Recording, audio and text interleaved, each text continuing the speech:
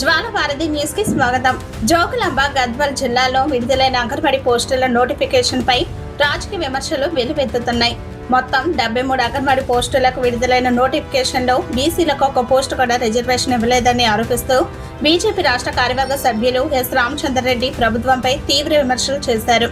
Notification పునః సమీక్షించి బీసీలకు తగిన రిజర్వేషన్లు కల్పించాలని ఆయన డిమాండ్ చేశారు.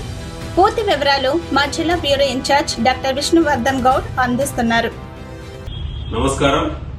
తెలంగాణ ముఖ్యమంత్రి రేవంత్ రెడ్డి గారు బీసీల మీద కపట ప్రేమ చూపిస్తున్నారు.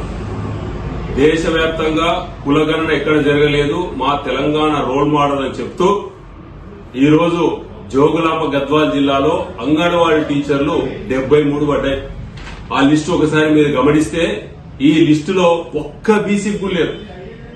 అన్ని రంగాలకు ఇచ్చి బీసీలు దాదాపు 50% పైగా ఉంటే కనీసం ఒక్క బీసీ కూడా రిజర్వేషన్ ఇవ్వకపోవడం ఎంతవరకు సమంజసము?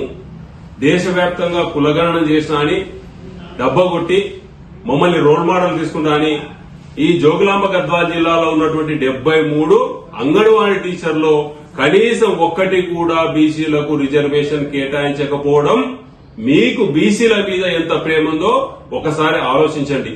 50% పైగా జోగులాంబ గద్వాల్ జిల్లాలో 55% బీసీలుంటే ఒక్కరు కూడా ఇవ్వలేదు. వెంటనే బీసీలకు ఇచ్చి నోటిఫికేషన్ చేయాలని భారతీయ జనతా పార్టీ తరఫున డిమాండ్ చేస్తున్నాం. ఇది తెలంగాణ రాష్ట్రంలో దాదాపు అన్ని జిల్లాల్లో ఇదే పరిస్థితి ఉంటుంది. ఇది ఉదాహరణకు మాత్రమే జోగులాంబ గద్వాల్ జిల్లా. ధన్యవాదాలు. జై హింద్, జై భారత్.